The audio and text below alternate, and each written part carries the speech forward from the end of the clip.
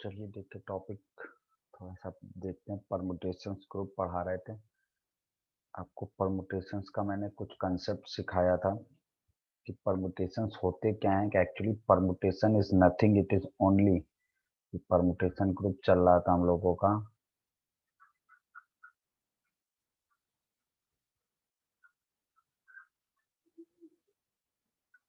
और आपको बताया था परमुटेशन कोई नई चीज नहीं है। परमुटेशन एक ग्रुप है जो एक्स सेट के एलिमेंट को एक्स सेट पे ही मैप करता है।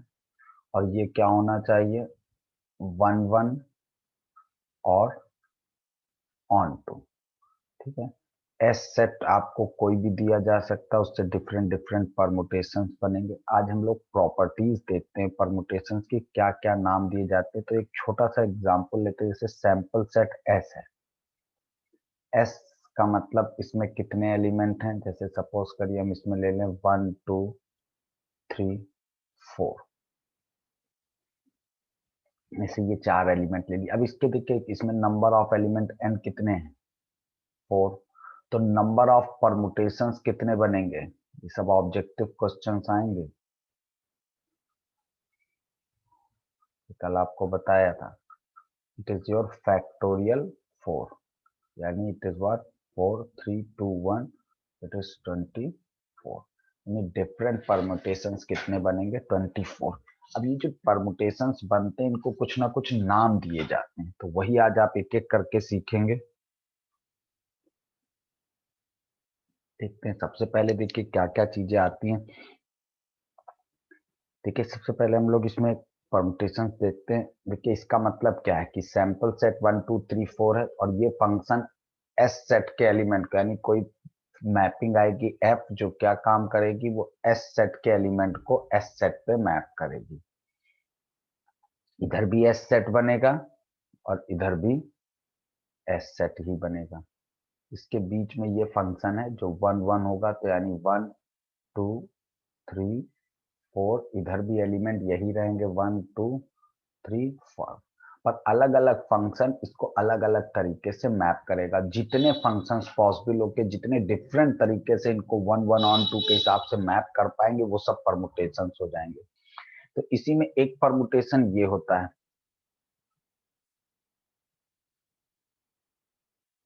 Identity permutation.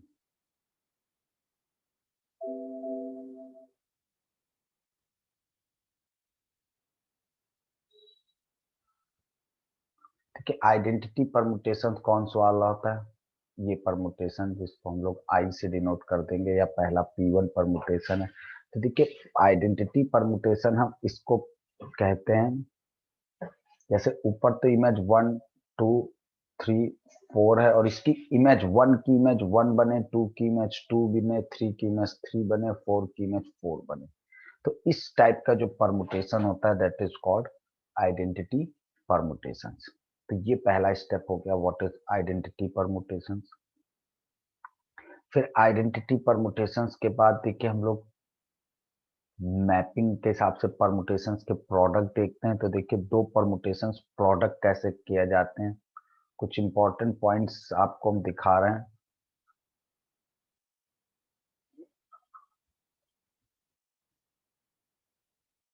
Product of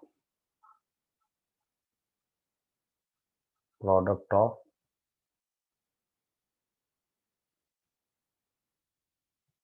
product of permutation, देखिए यही सबसे इंपॉर्टेंट है। एक्चुअली मैपिंग में प्रोडक्ट ऑफ परमुटेशन का कंसेप्ट दूसरा होता है। देखिए यहाँ पे आपने कंपोजिशन ऑफ मैपिंग पढ़ा है, जैसे ये फॉग, ये आप सबने इंटर में पढ़ा होगा, fog of x. Fog of x का मतलब होता है एफ ऑफ जी एक्स, यानी पहले जी किसी एलिमेंट पे लगेगा। तो इसका मतलब फॉग ऑफ एक्स का मतलब देखिए ये है, जैसे ये 3 सेट हैं आपके सपोज करिए। तो जी क्या काम कर रहा है, इस एक्स एलिमेंट को यहाँ पे जी एक्स बना रहा है और फिर एफ के लिए ये जी एक्स एलिमेंट करेगा, ये एफ ऑफ जी एक्स इसमें भेज देगा।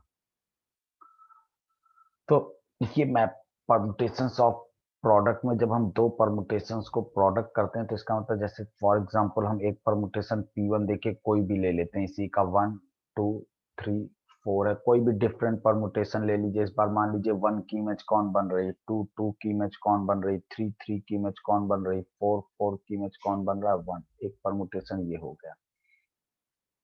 एक और परमुटेशन ले लीजिए P2, इट इज अगेन 1 2 3 4, कुछ भी मान लीजिए। इस बार 1 की इमेज मान लीजिए 4 बन रही, 2 की इमेज 1 बन रही है, 3 की इमेज 2 बन रही है और 4 की इमेज 3 बन रही है।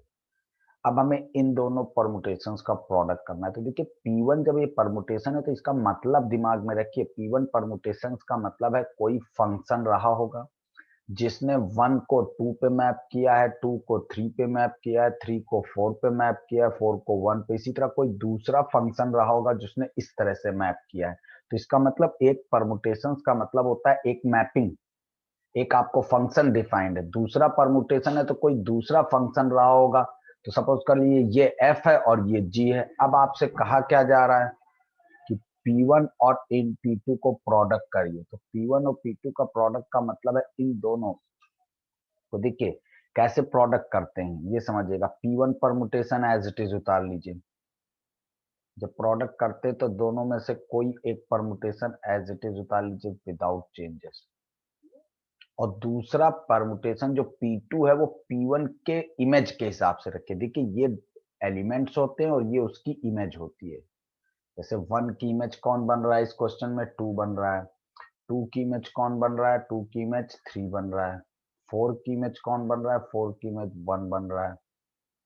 और 3 की इमेज कौन बन रहा है, 3 की इमेज 4 बन रहा है।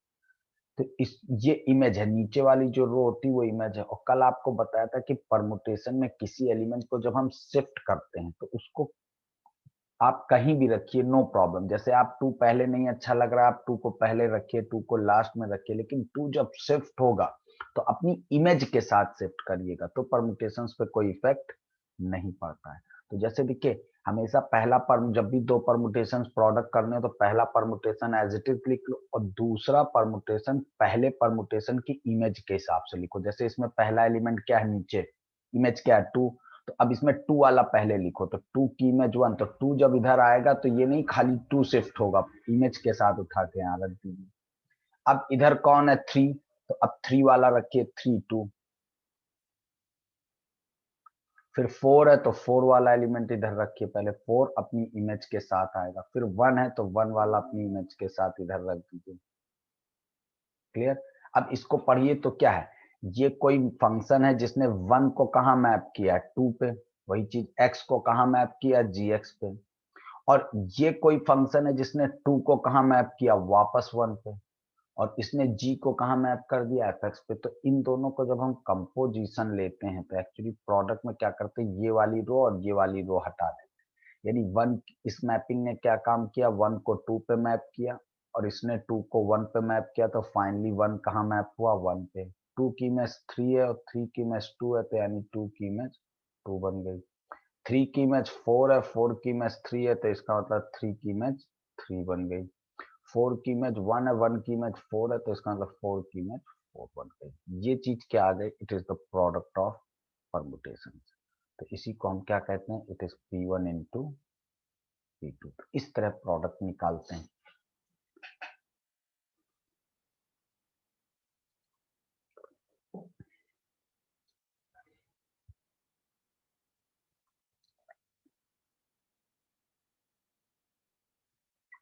Is it clear.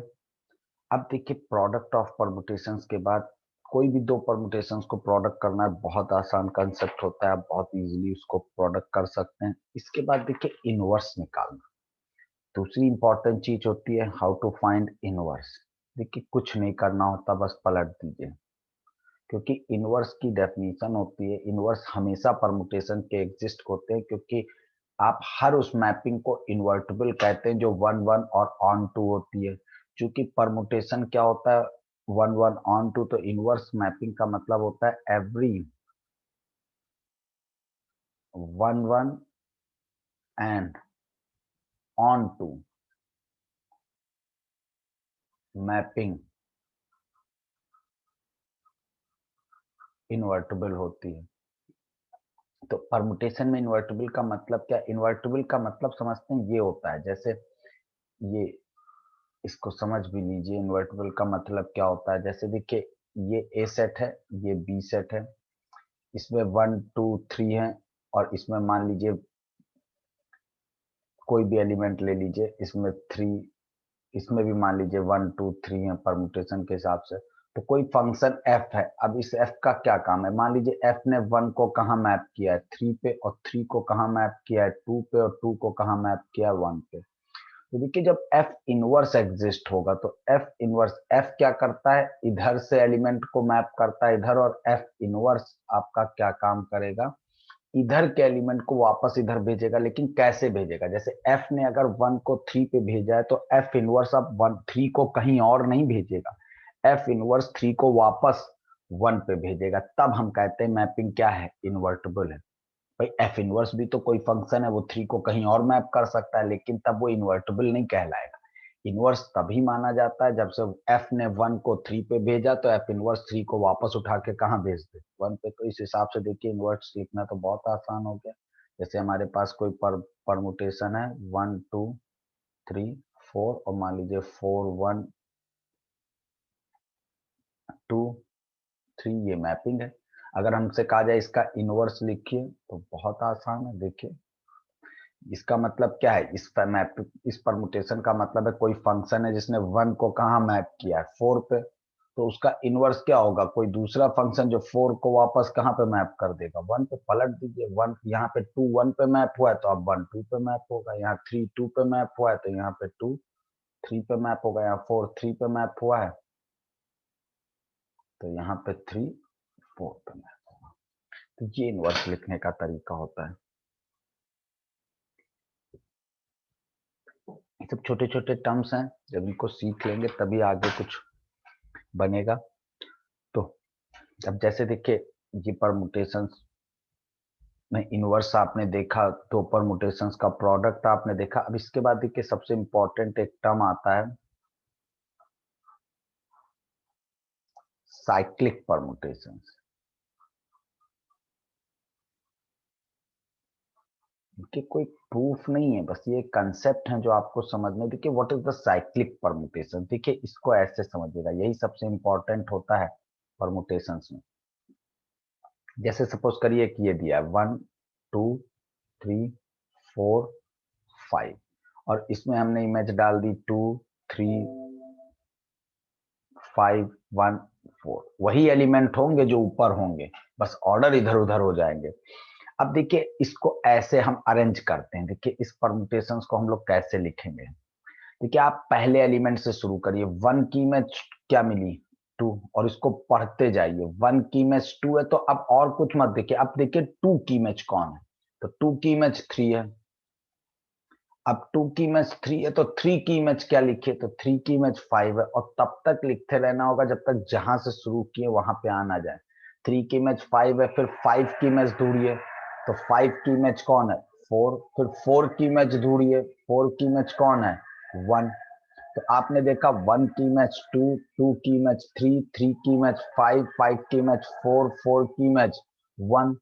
ठीक है, तो इस अब वापस देखिए 1 से चले और 1 पे ही आ गए।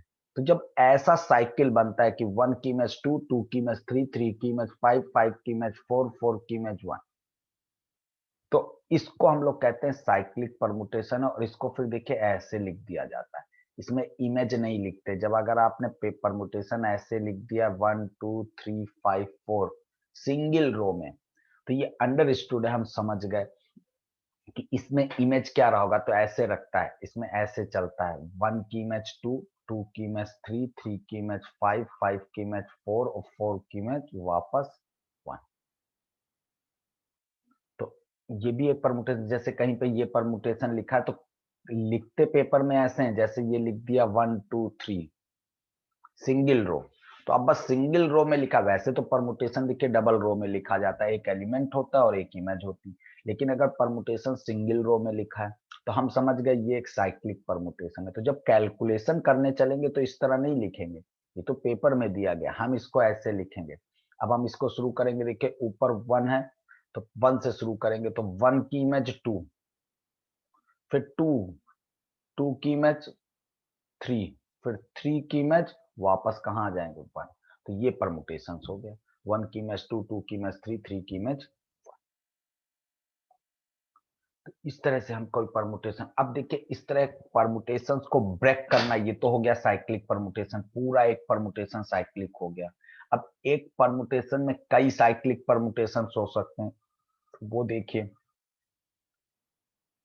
जैसे एक परमुटेशन हम एग्जांपल वाइज लेते हैं, ये इट इज व्हाट 1, बड़ा सा परमुटेशन ले रहे हैं, 1 2 3 4 5 6 7 8, ठीक। और इसकी इमेज क्या है, 8 2 6 3 7 4 5 1, एलिमेंट वही होंगे। अब देखिए आप ढूंढना शुरू करिए।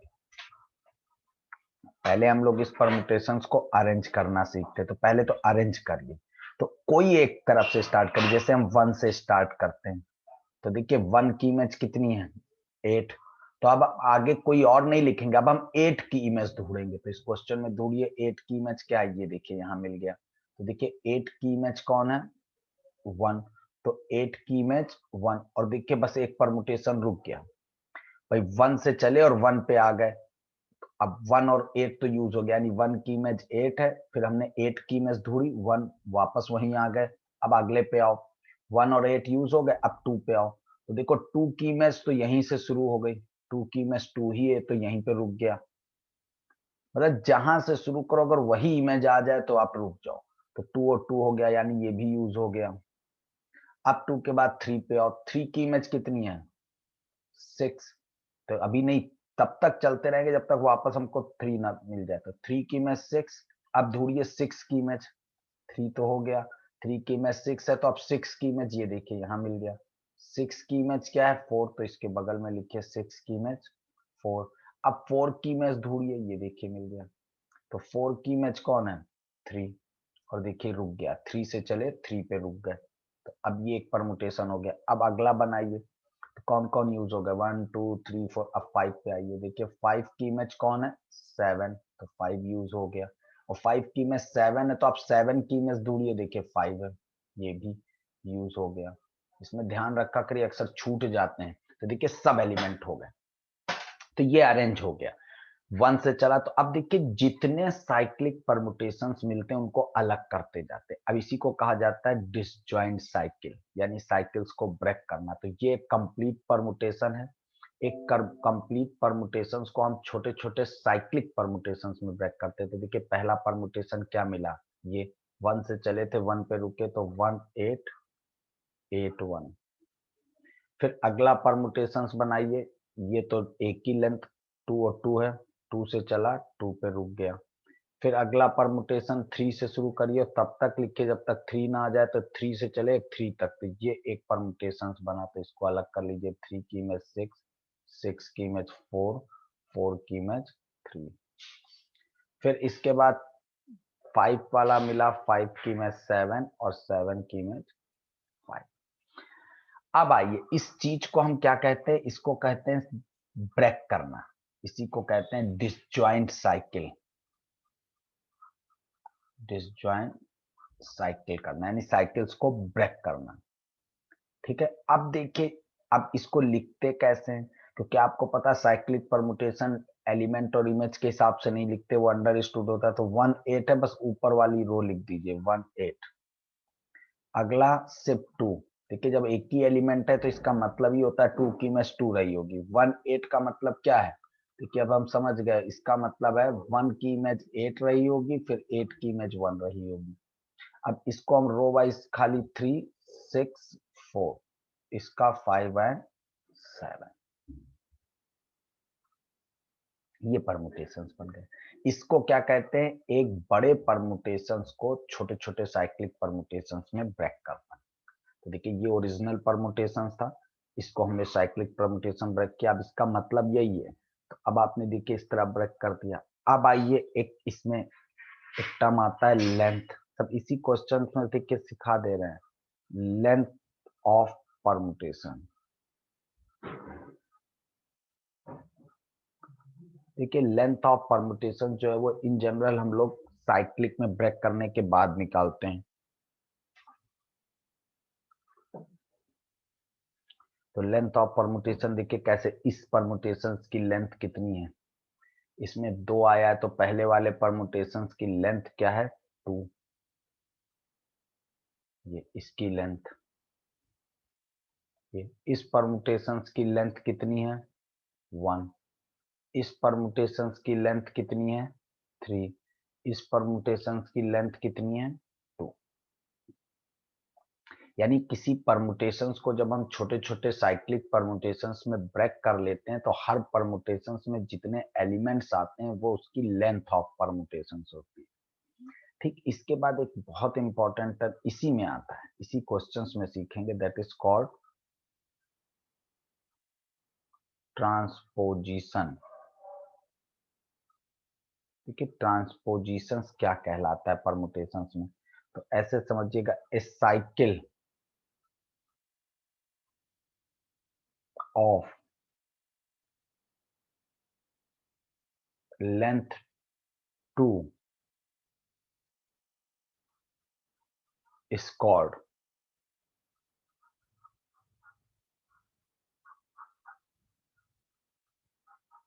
ट्रांसपोजिशन। यानी एक ऐसा परमुटेशन जिसकी लेंथ कितनी हो 2। तो देखिए इसमें कौन ट्रांसपोजिशन हुआ, ये वाला परमुटेशन आपका ट्रांसपोजिशन हुआ, इसमें ये ट्रांसपोजिशंस हुआ, ये ट्रांसपोजिशंस नहीं है क्योंकि इसकी लेंथ कितनी है 3। तो एक 2 लेंथ का जो साइक्लिक परमुटेशन होता है उसी को हम क्या कहते हैं, इट इज ए ट्रांसपोजिशन। ठीक है, अब किसी भी परमुटेशंस को, ठीक है, ये तो सिंगल लेंथ का है तो ये तो ट्रांसपोजिशन हो ही नहीं सकता। ठीक है, तो ये दोनों ट्रांसपो, अब 2 से बड़े जो ट्रांसपोजिशंस होते हैं उनको हम, मतलब 2 से बड़े लेंथ के जो परमुटेशंस होते हैं उनको हम ट्रांसपोजिशंस में ब्रेक कर सकते हैं। देखिए कैसे लिखा जाता है, इसको समझ लीजिए। जैसे ये 2 से बड़ी लेंथ का परमुटेशंस है तो इसको हम लोग देखिए ऐसे लिखते हैं, 3 से कॉमन करिए 3 to 6 and 3 to 4, 3 to 6 3 to 4, बस हो गया। तो 2 छोटे परमुटेशंस में ये ब्रेक हो गया। जैसे मान लीजिए कहीं परमुटेशन लिखा 1 2 3 4 तो हम इसको कैसे लिखेंगे 1 2 1 3 1 4, 1 2 1 3 1 4। फिर इसी तरह आगे बढ़ते हैं 2 3 2 4, इस तरफ बढ़ते चले जाएंगे। तो एक तरफ से लिख देते हैं, वो एक हमारा होता है 1 2 1 3 1 4, एक को लिख दीजिए, इनका प्रोडक्ट इसके बराबर ही आता है, वो आपको आगे दिखाएंगे हम। तो ये होता है कि ट्रांसपोजिशंस में ब्रेक करना। फिर इसके बाद देखिए ये क्यों इतना पढ़ाया गया, ये इसलिए पढ़ाया गया, आपको एक टॉपिक पढ़ना है सबसे important, even and odd permutations. यही ऑब्जेक्टिव क्वेश्चंस आएगा, एक क्वेश्चंस मतलब श्योर शॉट आता है कि आपको एक पेपर में परमुटेशंस दिया जाएगा और पूछा जाएगा इसके कितने इवन और ऑड परमुटेशंस हैं। तो देखिए बहुत आसान होता है, इफ नंबर ऑफ, देखिए कई मेथड होते हैं लेकिन ट्रांसपोजिशन से इवन ऑड चेक करना सबसे आसान होता है। If number of transposition is even, so if number of transposition is even then it is even permutation, or if number of transposition is odd it is odd permutation। बहुत आसान हो गया। देखिए कैसे, आप अभी ऊपर वाला ही परमुटेशन देखे तो उसी को हम लोग बहुत इजीली देख सकते हैं, एक नया या इसी को दिखा देते हैं पहले। देखिए अभी ऊपर आपने एक परमुटेशन पढ़ा, इसी को हम लोग चेक कर देते हैं। देखिए जब ट्रांसपोजिशंस काउंट होगा तो इसी परमुटेशन में देखिए एक आया था 1 8, फिर 2 को छोड़ देते हैं, एक से 2 से कम लेंथ वाला ट्रांसपोजिशन, फिर 3 6 4 को हम लोग कैसे लिख सकते हैं 3 6 एंड 3 4, और ये 5 7। तो कितने ट्रांसपोजिशन बने, 1 2 3 4, तो 4 ट्रांसपोजिशन बने, इसलिए ये जो परमुटेशन है ये कैसा है, इवन।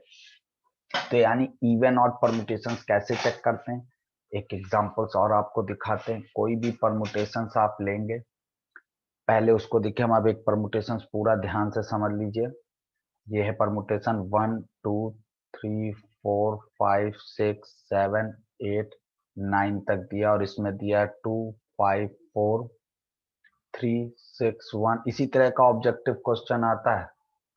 तो देखिए सबसे पहला ये बड़ा सा परमुटेशन है, पहले तो हम इसके अंदर छोटे छोटे साइकिल ढूंढेंगे। तो देखिए 1 से स्टार्ट करिए और टिक करते रहा करिए कौन सा एलिमेंट 1 रूल गए। तो 1 से स्टार्ट किया तो 1 की इमेज 2, तो अब 2 की इमेज, 2 की इमेज देखिए 5 है तो 5 की इमेज ढूंढिए, 5 की इमेज 6 है, तब तक चलते रहिए जब तक 1 ना मिल जाए। अब 5 की इमेज 6 है तो 6 की इमेज देखिए 1 मिल गया, 6 की इमेज 1। ठीक है, तो ये पहला परमुटेशन, पहले तो अरेंज कर लीजिए, चाहो तो यहीं पे ब्रेक कर लीजिए। अब अगला परमुटेशन स्टार्ट कर दीजिए, तो जिसमें ये एलिमेंट हो गया। अब इसके बाद नेक्स्ट बड़ा एलिमेंट 3 से शुरू करिए, 3 की इमेज 4, तो 3 की इमेज 4 हो गया, 4 की इमेज 3, ये भी एक परमुटेशन खत्म हो गया क्योंकि 3 से चले 3 पे मिल गए, तो 3 और 4 हो गए इतने एलिमेंट। अब 7 से स्टार्ट करिए, 7 की इमेज 7 दिया, ये तो यहीं पे खत्म हो गया, छोड़ दीजिए। फिर 8 से स्टार्ट करिए, 8 की इमेज 9 और 9 की इमेज 8।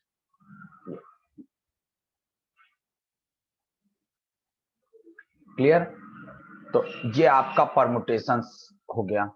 अब देखिए इसमें ये इसको सिंगल लेंथ में लिखे क्योंकि ये सब साइक्लिक परमुटेशन हो गए, तो 1 2 5 6, फिर इट इज 3 4, इट इज 7 और इट इज 8 9। ठीक, अब इसको करिए। अब देखिए ये तो साइक्लिक परमुटेशंस में ब्रेक हो गया। अब इसको ट्रांसपोजिशन में जब बदलते हैं तो ये वाला परमुटेशन छोड़ देंगे, सिंगल लेंथ वाला, क्योंकि ट्रांसपोजिशन के लिए मिनिमम लेंथ कितनी होनी चाहिए, 2। अब इसकी लेंथ कितनी है, इसकी लेंथ है 4, इसकी लेंथ कितनी है 2, इसकी लेंथ कितनी है 1 और इसकी लेंथ कितनी है 2।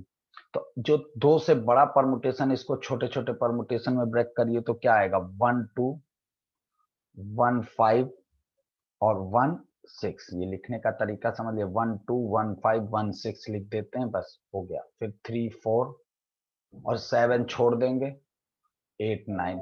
ये क्या लिख दिया हम लोगों ने, इट इज ट्रांसपोजिशन लिख दिए,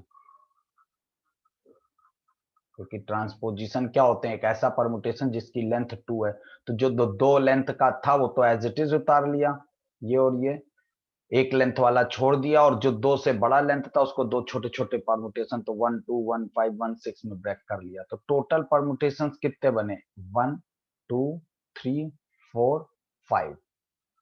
तो नंबर ऑफ ट्रांसपोजिशन कितने हैं, number of transposition 5, that is what, odd. So this permutation is what, it is a odd permutations। तो ऐसे चेक करते हैं कि what is the even permutation and what is the odd permutation. यानी कोई भी परमुटेशंस दिया हो, पहले उसको साइकिल ऑर्डर में अरेंज करिए, साइकिल ऑर्डर में अरेंज करने के बाद उसको साइकिल के हिसाब से लिख लीजिए। साइक्लिक परमुटेशन इस तरह लिखे जाते हैं, उसमें एलिमेंट खाली लिखते हैं, इमेज नहीं लिखते। फिर उसको, उसमें जो 1 लेंथ का है उसको छोड़ देते हैं, और 2 से बड़ी लेंथ का जो परमुटेशन होता है उसको छोटे छोटे परमुटेशंस में ब्रेक करके टोटल परमुटेशंस काउंट कर लीजिए। इसको हम कहते हैं नंबर ऑफ ट्रांसपोजिशन। तो 1 2 3 4 5, 5 ट्रांसपोजिशन है, so it is what, it is a odd permutations हो गया। क्लियर।